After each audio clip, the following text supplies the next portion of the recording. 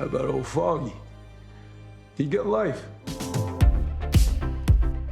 Hey, welcome back to ScreenCrush. I'm Ryan Airy, and this is all of the Easter eggs, references, and little things you might have missed in Daredevil Born Again, Episode 4. The title of this episode is Sic Semper Systema, which means thus always to the system. In an episode that is all about how the system fails ordinary people, this title is about how the system is flawed and must fall, and it ties into the main theme of the episode, forgiveness. Now, as always, we're going to be talking a lot about Matt Murdock's Catholic beliefs in this video because I think it informs the theme of this show. When somebody is sent straight to hell, it means that they are denied the forgiveness of God. And as we will talk about throughout this video, we see that Matt is unable to forgive himself, just as his mirror opposite, Fisk, is unable to forgive Adam. Or is it my penance for what I did? No. You're punishing me for Adam. I'm not punishing you for anything. You're leaving me out in the cold. And real quick, I want to remind you guys that you can now listen to ScreenCrush on Spotify, Apple, and anywhere you get your podcasts. And we have awesome new Daredevil parody merch like the Hallway Fight Tribute, Fisk Will Fix It yard sign and shirt, Rabbit in a Snowstorm, the classic Nelson and Murdock, and many more. Links for those are below, and you can now become a store member to earn free stuff. So we begin the episode watching as Hector's white tiger suit is packed up into evidence bags. Now, much of this episode deals with the system, meaning our laws and the people who enforce those laws. Here we see the system reducing Hector's life to objects. It doesn't matter that he was a man who loved the ocean and his family and that he just wanted to do right by the world. Now he's only the sum total of the objects he possessed when he died. So I thought it was appropriate that his wedding ring is bagged just before his white tiger gear. It shows how he ended up putting his superhero identity ahead of his marriage. Now the last object to be bagged up is his amulet, and I think there's a reason why the show keeps focusing attention on it, you know, like Matt did in the judge's chambers. He wasn't in possession of his mystical amulet or in the white tiger outfit at the time of the incident. Give it to Charlie Cox though, that is one of the silliest lines of dialogue ever, but he delivers it with total sincerity. So in the comics, the white tiger amulet gives powers to members of the Mazzio family. Both his sister and his niece become the second and third white tiger in the comics after his death. Oh yeah, she's in this episode. Well, exactly, so she could end up being the next white tiger and maybe even join the Young Avengers. Notice she's even wearing white sweatpants. Foreshadowing. And the vending machine in the background here also reminds me of an Easter egg that I missed last episode. Max Taff on Twitter pointed out this ad for Pingo Doce Pop, which they bottle at the plant where Bruce Banner worked in The Incredible Hulk. This is the first of 3 conversations that Matt has about how the system is failing ordinary people. They killed him, didn't they?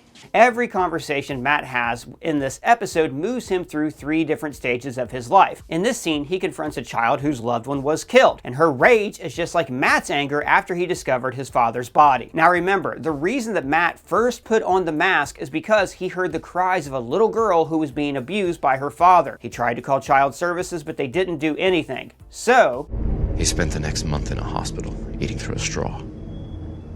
And I never slept better. Now, as a lawyer, Matt Murdock has sworn to work within the legal system. But these 3 conversations gradually help him to realize that the system is designed to protect the people in power and just exploit the lower classes. I hate this city. No one's doing anything about it, and no one's ever gonna do anything about it.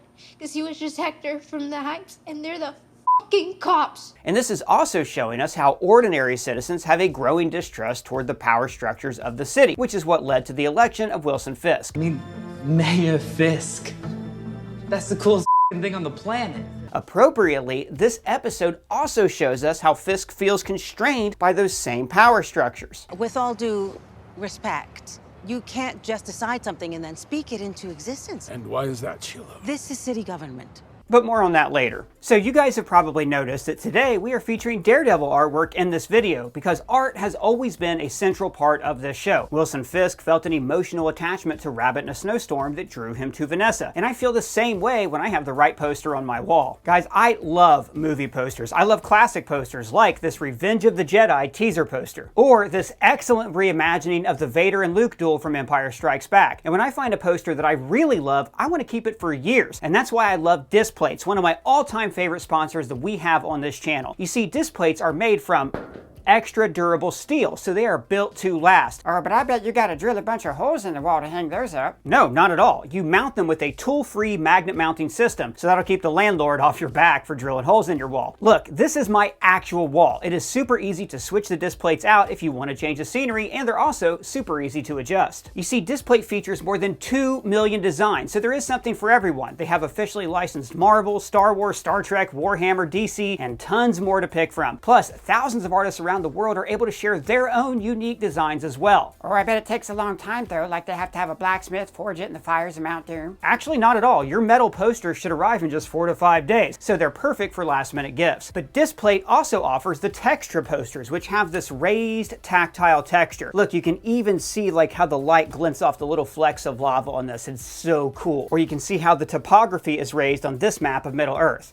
Displates seem pretty cool. They are, and right now, if you use my code ScreenCrush, you get a 25% discount when you buy 1 to 2 Displates, or a 30% discount off a purchase of 3 or more. This is a great savings for one of my all-time favorite products we talk about here on the channel. Thanks again to Displate for sponsoring this video. Now, back to Daredevil. And then we get a good look at the mural that Muse was painting of Kingpin in episode 1. Notice how we can actually now see his signature. Okay, so who's Muse? Well, in the comics, Muse is an Inhuman who can create a sensory vortex around him, so Matt can't hear his movements or smell him, and cameras cannot record him. He's a deranged artist who creates a mural from the blood of 100 victims, and he believes that he was actually doing his victims a favor. By turning their bodies into art, he thinks that he gives their lives meaning. Scary guy? Scary talented. Now, after Fisk becomes mayor, Muse taunts him with pro-vigilante graffiti all around the city, like we see here. So this shows 2 sides of the Kingpin. The higher half shows the city within him, like it's a part of his essence. And also notice it's composed of a dollar bill, including the Eye of Providence. Now, this is the symbol that, we see on our currency that is used to imply the presence of God. And the eye is placed on top of a pyramid where pharaohs were buried, pharaohs who ruled their kingdoms like gods. So this inclusion is implying that Wilson Fisk rules the system and controls all of the power structures, city hall, religion, and the police. After all, he is the king with the crown hovering over his head like an angel's halo. But the other half, made up of inverse colors, depicts his hidden self in black, actually ruling over the fires of hell. Now notice this version is fatter, more like the Kingpin that we're used to. Now this imagery of hell comes back later in the episode where we see Fisk's dungeon, but more on that in a bit. Notice, of course, we see Muse's signature at the bottom, and we also see it beneath the triggered Punisher art that we saw last episode. Also, notice that the running paint from the skull at the bottom forms the Statue of Liberty, implying that the city is literally shaped by vigilante justice. And then we see him carrying his victim to an underground lair, similar to one that he had in the comics. A.A. Ron on Blue Sky had a great theory, by the way, that this mentally unstable guy at Heather's book signing is actually Muse. Dr. Glenn, I need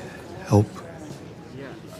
Are you taking any new clients? And then we go to the club where BB Urick is partying with Daniel Blake, who is played by Michael Gandolfini, who you might have seen playing a young Tony Soprano in The Many Saints of Newark. After all, he is the son of James Gandolfini, who played adult Tony. Now, I smiled when their conversation in the club was about union garbage workers because in The Sopranos, Tony always said that his job was in waste management. I'm in a waste management business. Everybody immediately assumes you're mobbed up. And props to BB here. She took Daniel out specifically to get him drunk so she could get him to leak information about Fisk. Now, when he talks about Green Initiative, she calls him, "Let's get Captain Planet here ACAB." Now, Captain Planet was this cartoon in the 90s where 5 teenagers with magic rings could create a mulleted superhero who had the power of wind, fire, earth, water, and heart. Wait, heart? Yeah, heart. What did they do with heart? Actually, and this has always bothered me, the heart ring was the most important one because it gave Mati empathy and limited telepathy, but it's also what made Captain Planet a good guy. Otherwise, he would have been like Captain Pollution from the Mission to Save Earth arc. I am Captain Pollution! Oh, okay. Now, outside, we see a new Muse mural, this one depicting the white tiger mask framed by giant tiger eyes, with a script that reads Vigilante Justice. But there's a hidden detail here. If you look at the gap between the tiger's eyes, that's your mom. So across the street, Leroy Bradford is being arrested, which shows us the 2 sides of the city. You have the well-to-do kids who live consequence-free, drinking all night and still going to work. But on the other side of the street, you have a guy who just wanted some fiddle-faddle, which by the way is a real product, but the term also means nonsense talk or something trivial. The meaning here is that Leroy is being arrested for a crime which, in the grand scheme of things,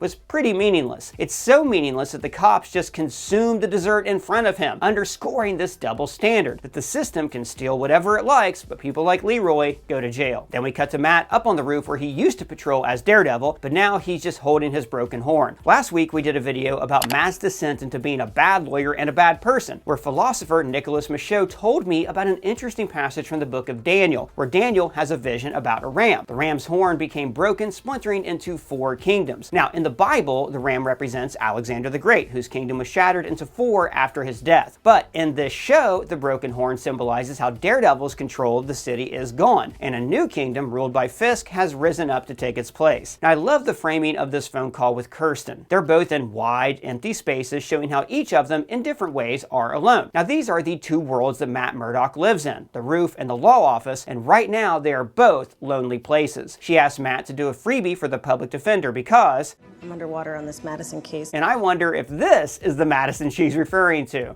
Madison is with 2 N's, 1 Y, but it's not where you think. She also thinks that Matt will enjoy helping out somebody who is down on his luck, because this is exactly the kind of case that he used to take with Foggy. But as we'll see, meeting with Leroy has the opposite effect. It highlights how powerless Matt feels and makes him feel like Foggy was actually a much better man than he could ever be. Wilson and Vanessa are making progress in therapy. Note how they are sitting closer together on the couch, and they discuss Adam, the man that Vanessa had an affair with. Now, in the original series, Vanessa once talked about one of her exes, and it made Wilson visibly jealous. I slept with him. I assumed you've had lovers. And here, as she talks about Adam's coxmanship, she compares him to an artist. His hands drew beautiful sketches. Now, Vanessa is a great lover of art. She even fell in love with Wilson, in part because she saw an artist in his desire to remake the city. I want to carve something beautiful out of its ugliness. Set free its potential. You sound like an artist. Fisk always had imposter syndrome with Vanessa. He had to ask his assistant to pick out a wine for them. I don't know much about wine. My assistant, he recommended it. He was never the most handsome man, nor the wealthiest, so her describing Adam as an artistic paramour cuts to the heart of his insecurities, saying his hands could create art, while we know that Wilson's hands can only create pain through violence. And this also means that Muse is a kind of marriage of Vanessa's fantasies, because he is a violent artist. Now, Vanessa had an affair when Kingpin was gone. Or like he blipped? No, when he was in Oklahoma trying to recruit Maya to join him. Also, notice he still has the scar over his eye from where Maya shot him in the Hawkeye finale. And then Vanessa describes her own traumatic experience with her father, which frankly explains a lot. She was attracted to Wilson because they both had abusive fathers. To remind myself that I'm not cruel for the sake of cruelty. That I'm not my father. But also, she recognized that Wilson was also a violent man like her dad. So, seducing him gave her the chance to feel control over that violence. And eventually, she extended this control to another group of violent men, the 5 families of the Mafia. Now, when Vanessa says her mother missed her father, she says, I never respected her for that. Now, this is a really sad moment, because when Wilson left Vanessa, she finally understood what her mother was going through all those years ago. Now, both of these people believe that the other person betrayed them. Wilson thinks Vanessa's affair was a betrayal, and Vanessa resents Wilson for leaving her alone. And then Heather touches on the main theme of the episode. Without forgiveness, and I say this to both of you, there can be no real healing. Forgiveness isn't just the highest act of love. It is the only way forward. Now, this reflects Matt's Catholic beliefs, which are rooted in seeking God's forgiveness for our sins. But Wilson Fisk lacked this amount of grace in his life, because he was only taught to seek retribution rather than to forgive others, like when his dad made him beat up a bully. Keep kicking him! We will revisit this theme twice more in this episode. We get more BB on the street talking to the old man who lived through 1970s New York. Vigilantes? Love them. Should have had that a long time ago. Now, this kind of idolization of armed vigilantes was pretty common in the past, partially inspired by movies like Taxi Driver, Dirty Harry, and the Death Wish series. New York in the 1970s showed a systemic breakdown in city functions. High crime, garbage strikes, corrupt government, and the show is trying to draw a parallel with New York in the MCU. Personally, I think they need to give us a few details about how this alternate New York is worse. Is it overcrowded after the blip? Is there constant damage following superhero battles? But I'll dive into that in tomorrow's video. Now, like I was saying, Doug, what are all of these boxes doing up here? Oh, that's all of our old merch. We ran out of room in the basement, so now it's gotta be up here. Okay, well, we have a basement. I didn't know that. And also, Doug, we can't make videos with all of this stuff in the way. All right then, let's set it on fire. No, but I got an idea. Let's have a fire sale. Guys, we have to get rid of all of our old designs in our merch store. So, for a limited time, we are selling these items and then they will be gone forever. So this is the last chance to buy the top 5, the hello there, the woo, I'm about to make a name for myself, and many, many more. We are also slashing prices on these shirts and merch, so smash the link below to get your discount today. Now, back to what I was saying. So Matt begins the defense of Leroy, who asked this extremely loaded question. Also, I saw them cops eating 2 boxes of that shit. Now that that, I'm entirely willing to believe. Then how come they don't arrest themselves for stealing? Now, the rule of law actually states that no one is above the law. But in the MCU's New York, the police are allowed to fiddle-faddle with impunity. And if the police, aka the system, won't police itself, then the city needs heroes who work outside the law, like Daredevil, or, put better, who watches the Watchmen. Now, like I said earlier, these conversations are moving us through Matt's life. And the Leroy interview is about showing how Matt's career as a lawyer is kind of futile without his vigilante life to balance it out. So Leroy, looking for an out, asks, could it have been a scroll? And thank God someone has finally acknowledged the end of Secret Invasion, which showed us a world steeped in paranoia following the public reveal of shape-shifting aliens at the highest echelons of government. But Matt dismisses this idea right away. Nope. Now remember, in She-Hulk we saw kind of a similar case where a light elf was changing her shape to defraud someone. I'm not really Vegas. So I think by now, in the MCU's legal system, they must have established legal precedent for things like scrolls, mind control, and illusionists. The burden of proof must be on the defense, or else every criminal could just say that a scroll was impersonating them. But back to Leroy, who gets on Matt's nerves by making blind jokes. But, Leroy's not wrong. It's not that Matt can't physically see, it's that he has lost his moral clarity. He doesn't care about Leroy or this pro bono case. To him, it's just fiddle-faddle. See, when Matt defended Hector, he tried to be a good guy, like Foggy, and then it blew up in his face. So now he just wants to go back to that selfish lifestyle that he was leading after equipping Daredevil. This episode also showed us a more realistic look at our legal system. Like most cases never go to trial. They are negotiated in back rooms and run on charm. Notice how, in this scene, Matt is still using his super abilities to help out his legal career, literally sniffing out Sophia's sweet spot as he flirts with her. How do you know I was lesbian? Pretty sure you snuck a piece of honey cake for breakfast. Wow. It's a blind thing. Heightened senses and all. But this brings him back into contact with Officer Powell. Hi, bitch. And this scene lays out a theme in this episode about inherited power. After Matt accuses him of murder, he pushes his badge into Matt's chest, literally using his authority as a weapon. And then he talks about how many guys in his family are cops. My grandfather wore this badge.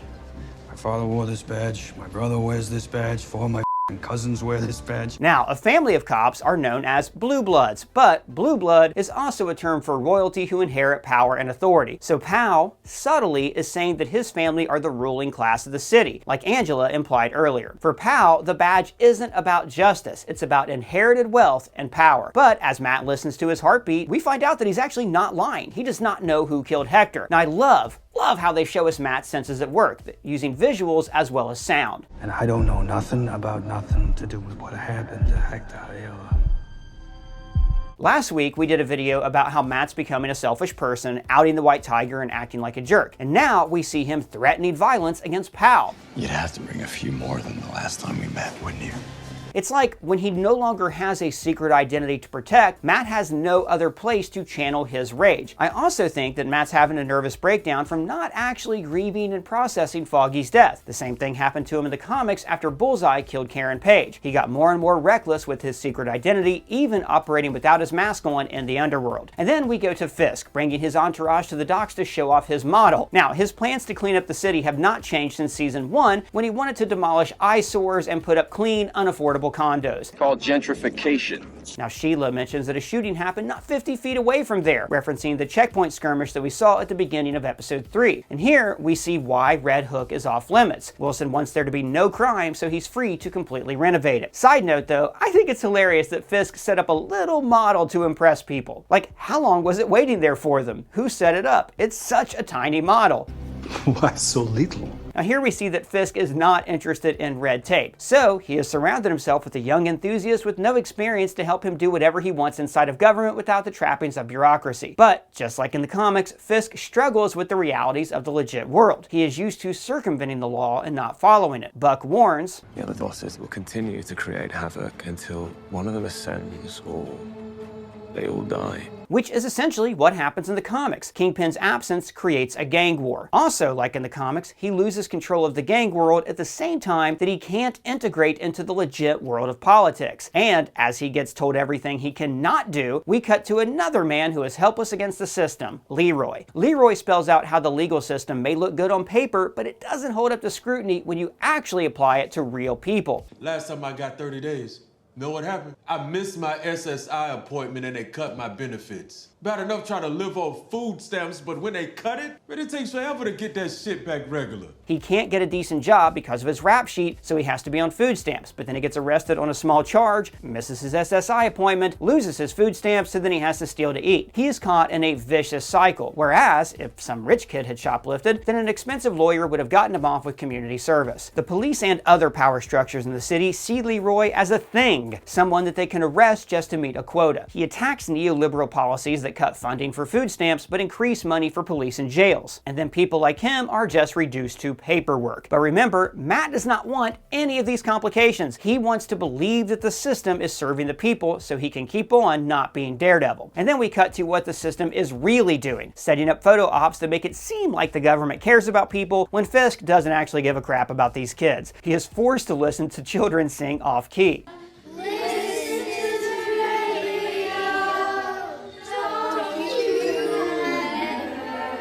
Now this song, of course, is called We Built This City by Starship, a band that used to be called Jefferson Airplane back in the 60s. Now the song is a total bop, but completely ridiculous. They're saying that all the good things in the culture of the 80s were built on the foundation of rock and roll that Jefferson Airplane helped to build in the 60s. In other words, it's a fantasy. And I love the irony here, though, that Fisk actually cannot build his own fantasy city, and instead he has to listen to children singing about a different fantasy city. Remember, Fisk hates this kind of thing, like in season 1 when he talked about how easily distracted people are. This world around us is preoccupied. It's celebrity weddings and videos of cats. You can visibly hear him restraining his rage when he says no to a second verse. Now for our next one. No, that's fine. He's almost forced to hear the same song, this time by a junior Latvian choir. You know, like Matt said, it's Latvian Heritage Day, before Sheila and Daniel reveal his accidental leak to the press. Now, right away, Fisk seems relieved to have someone to yell at, but then Daniel accidentally gives Fisk the one thing he needs: loyalty. Forever grateful for the opportunity, and I'll spend the rest of my life forgetting how badly I screwed it up. I believe in you, and you'll have my vote forever, and whatever happens to me, I'll do whatever I can from afar. Fisk doesn't get loyalty from his wife, but he gets it from this boy. And then the therapy kicks in, and he decides to reward loyalty with the theme of the episode, forgiveness. I'll pack my things right away. I said I'm not gonna fire you. They're just like Penguin and Victor. I'm sure these guys will be best buds forever.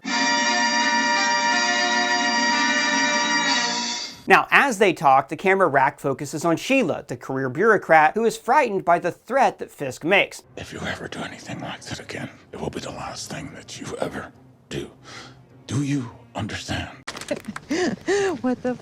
Now I think this is where it really hits her, oh my god, a mob boss is the mayor. Now to underscore this, BB gets an interview from a woman who says, how can we trust a guy like that who makes all of these promises to actually have our back? And then Matt investigates Hector's murder scene. And again, notice the dolly zoom as he listens for how objects roll.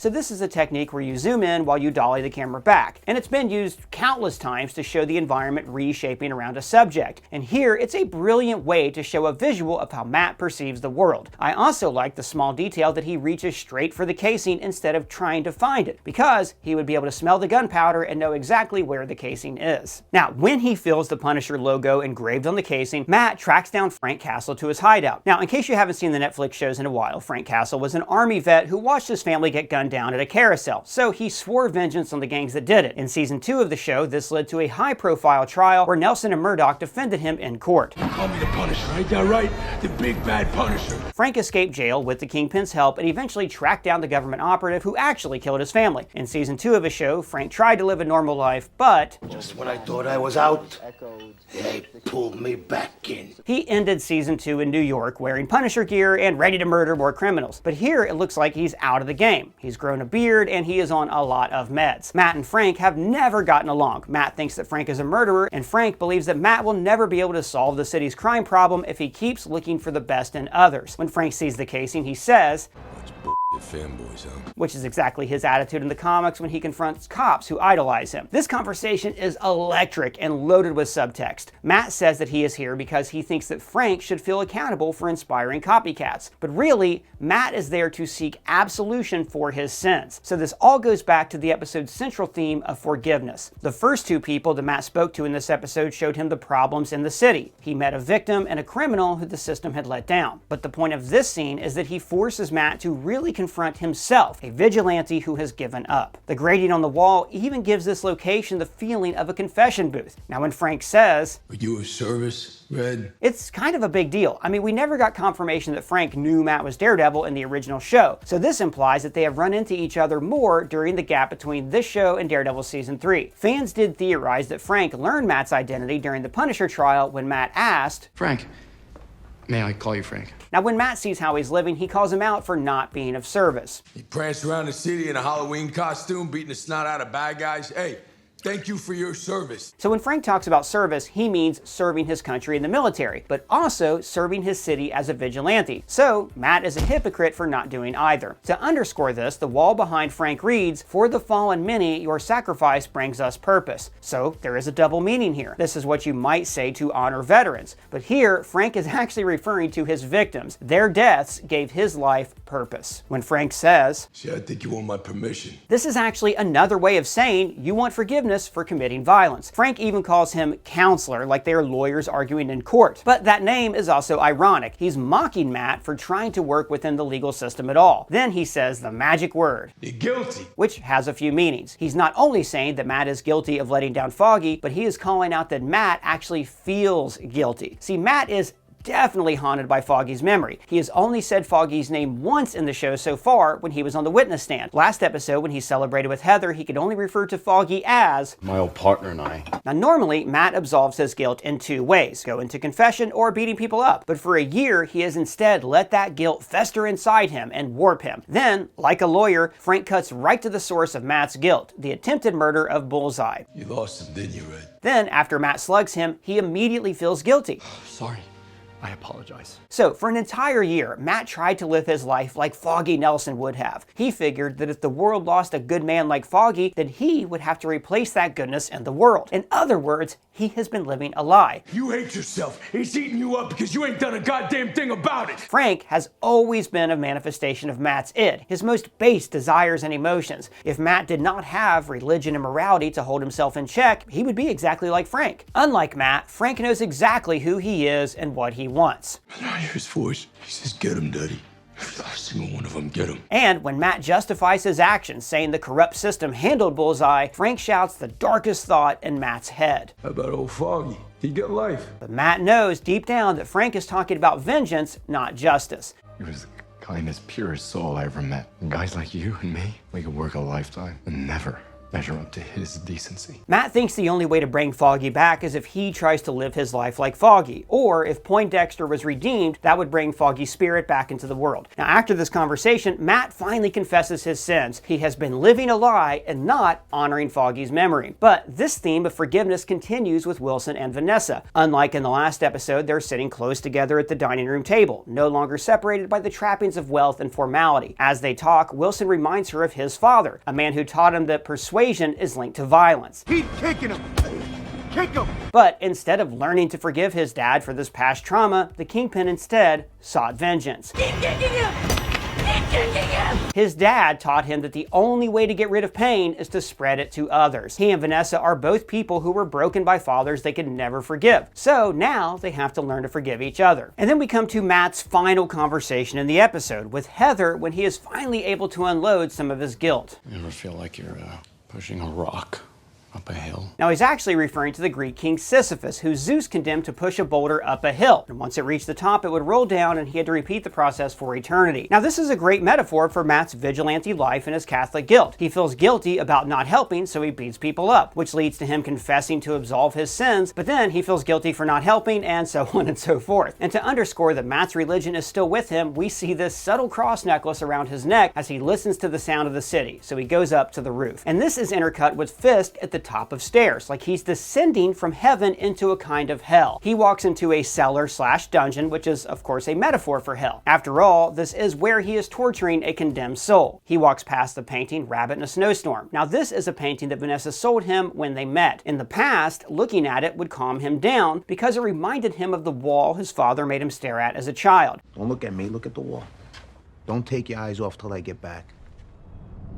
It was always a symbol of the purity that he felt with Vanessa, and the purity that he tried to force into the city. Now in the finale of season 3, the painting was splattered with his blood, symbolizing that Wilson's New York could never be clean because it was created through bloodshed. And here we see that he never had the painting cleaned. He kept it dirty as a reminder of his sins. So it's appropriate that it is underground in his own personal hell as a sign of his own original sin. Now all season long we have talked about the reverse dichotomy of the series. Matt Murdock, the hero, is in hell, while Wilson Fisk, the villain, looks down from his heavenly seat of power. But now that Matt is embracing his Daredevil identity again, we see that dynamic shift. Matt is on the roof and Fisk is underground. And this is where he opens up the cabinet with his helmets. So this helmet could be from the 2023 Daredevil comic run where we see the purified Daredevil suit, but that's assuming that this is a white helmet that just looks gray in the dark lighting. If the helmet is actually a silver or gray color, it could be a reference to the Armored Avenger Daredevil costume. This helmet appears to be his new helmet for the show. Next, we have his yellow helmet that we saw in She-Hulk, which was inspired by his original costume in the comics. This black helmet is in reference to the Shadowland comics from 2010 when Daredevil is essentially possessed and running the hand. We also saw Daredevil don a similar black costume in the Spider-Man animated series Your Friendly Neighborhood Spider-Man, which of course was voiced by Charlie Cox. And lastly, we have what appears to be his original helmet from the original Netflix series. Matt begins to train again. Now, in the Mayor Fisk run of the comics, there was a long stretch where he stopped being Daredevil, and Elektra actually had to help retrain him. Doesn't mean she's going to appear in this show, but man, wouldn't that be awesome? I would like to see it. Meanwhile, in hell, the Kingpin can actually be himself. He eats a fine meal. Now remember, when he's above ground, he has to eat crap that he hates, like when he threatened Gallo. Sandwich was disgusting. And like any demon, what Fisk is doing here is actually the inverse of something natural. Eating dinner is an act that should bring people together, and yet Fisk uses it as an act of torture to show Adam food that he cannot eat. Please, Mr. Fisk. But notice that Fisk's cellar also looks a lot like Muse's lair, hinting that even though they both pretend to have lofty ideals, they're both just murderers. We see his victims hanging from meat hooks, just like in the comics. And as Muse straps down his latest victim, probably to harvest his blood, we see his sketches of Fisk as a blinded man, inspired by how he was blinded in the show Echo. And this last scene is the culmination of everything we've seen. When the system fails to forgive people, they become fodder for people like Muse, who uses their flesh to create his art. So he uses the suffering of the city to literally paint about the suffering in the city. Well guys, that's all the Easter eggs that we found, but if you found any, let me know down in the comments below or on our free to join Discord server or on Twitter, Blue Sky, or Threads. And don't forget to get a special offer on your own display by clicking the link in the description. And if it's your first time here, please subscribe, smash that bell for alerts. For ScreenCrush, I'm Ryan Airy.